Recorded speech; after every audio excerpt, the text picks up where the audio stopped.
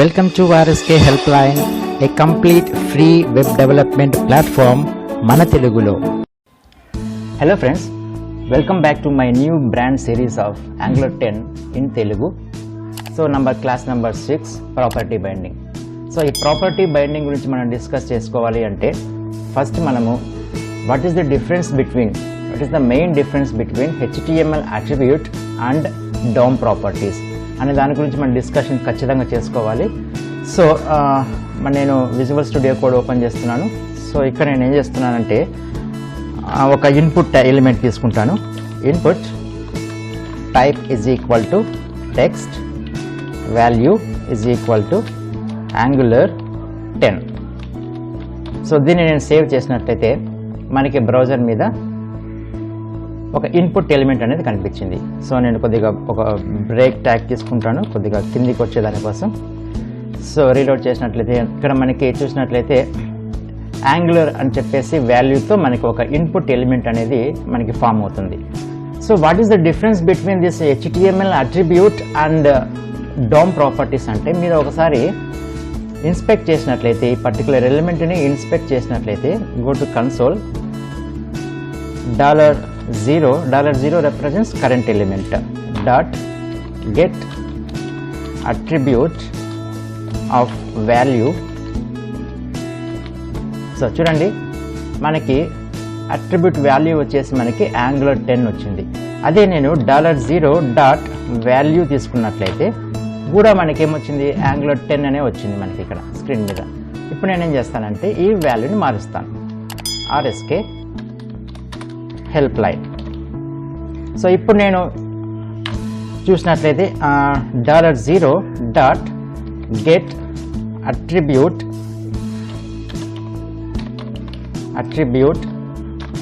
Value, still it is Angular-10 only. అది నేను value చూసినట్లయితే $0 dot value, see the difference, RSK Helpline. అంటే HTML అట్రిబ్యూట్స్ని గెట్ అట్రిబ్యూట్ వాల్యూ యూజ్ చేసినట్లయితే మనకి HTMLలో మనం ఏదైతే వాల్యూ ప్రొవైడ్ చేసినామో అదే value still remains. Okay, but మనకి DOM వాల్యూస్ అంటే ఏంటి, మనము ఇంటరాక్ట్ అయినప్పుడు మనం ఏదైనా వాల్యూస్ చేంజ్ చేసినట్లయితే that will not change with the help of this. అంటే DOM వాల్యూస్ వేరు, అట్రిబ్యూట్ వాల్యూస్ వేరు అనమాట. అట్రిబ్యూట్ వాల్యూస్ని ఒకసారి ఇనిషియలైజ్ చేసిన తర్వాత ఇంకా అంతే, మళ్ళీ దాన్ని మార్చలేం అట్రిబ్యూట్ వాల్యూస్ని. కాకపోతే DOM వాల్యూస్ అనేది మనకి మారుతాయి. ఇది ఎందుకు చెప్తున్నానంటే మనము ఈ ప్రాపర్టీ బైండింగ్ చేసినప్పుడు ఇది ఎలా కనిపిస్తుంది అంటే మనకి అట్రిబ్యూట్ బైండింగ్ చేసినట్లుగానే కనిపిస్తుంది. అంటే HTML అట్రిబ్యూట్స్కి బైండింగ్ చేస్తున్నట్లు కనిపిస్తుంది. కాకపోతే we're not doing that, we're binding with DOM values. DOM వాల్యూస్కి మనము ఇక్కడ ప్రాపర్టీ బైండింగ్ చేస్తున్నాం.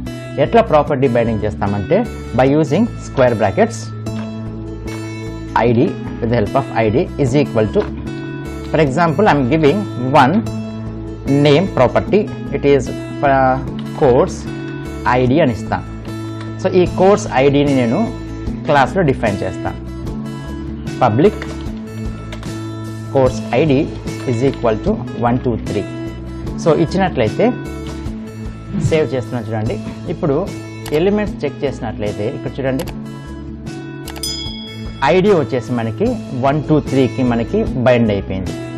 ఈ ప్రాపర్టీ బైండింగ్ని మనము ఇంటర్పోలేషన్ ద్వారా కూడా చేయొచ్చా అన్న క్వశ్చన్కి ఆన్సర్ ఎస్, వీ క్యాన్ చేయొచ్చు. నేను ఇంకొక ఇన్పుట్ ఎలిమెంట్ తీసుకుంటాను చూడండి. సో దీనికి నేను ఈ స్క్వేర్ బ్రాకెట్స్ తీసేస్తున్నాను by applying interpolation, that means double curly braces. Apply చేసినట్లయితే సేవ్ చేసినట్లయితే ఇక్కడ చూడండి సెకండ్ ఎలిమెంట్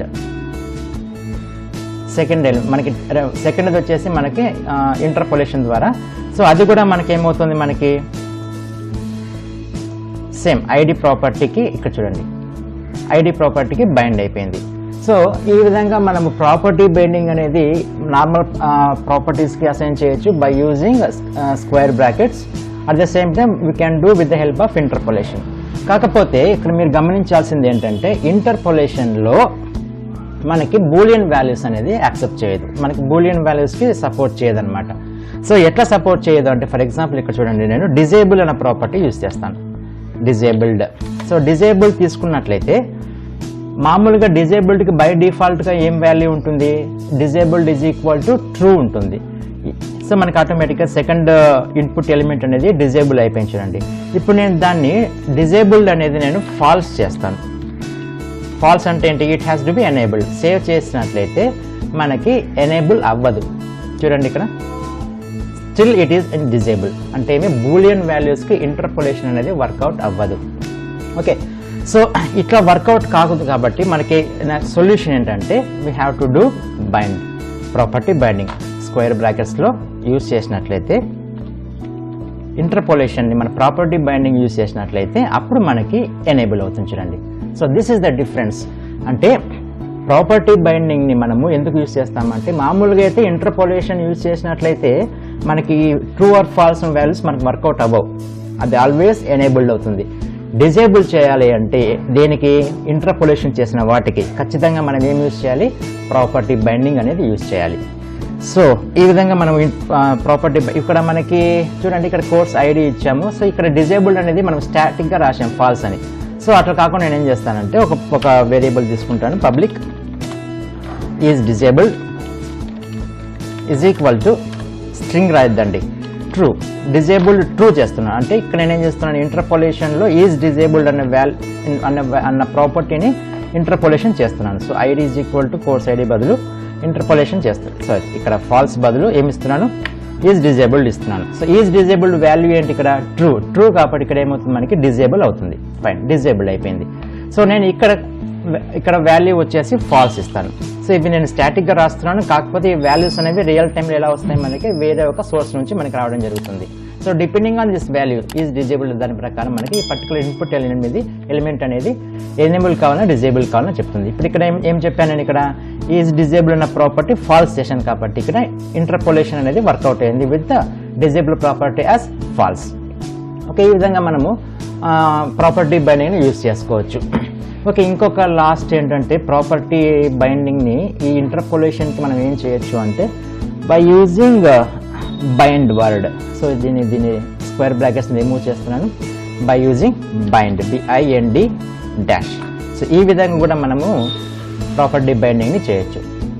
సేవ్ చేస్తున్నాను, ఇది ఎనేబుల్లోనే ఉంది. సో దీన్ని నేను ట్రూ చేస్తాను.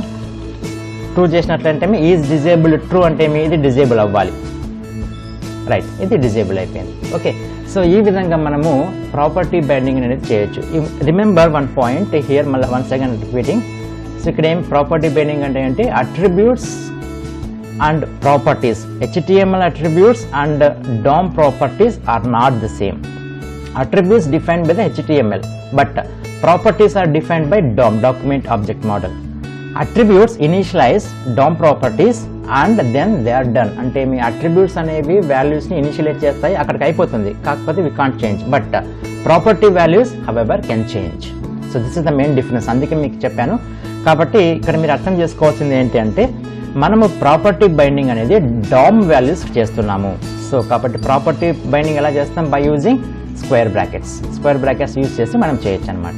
Okay, so this is about property binding. In the next coming video we will discuss about what's the next class, it's class binding. Class binding గురించి మనం నెక్స్ట్ క్లాస్లో discuss చేద్దాం. See you then, have a good day.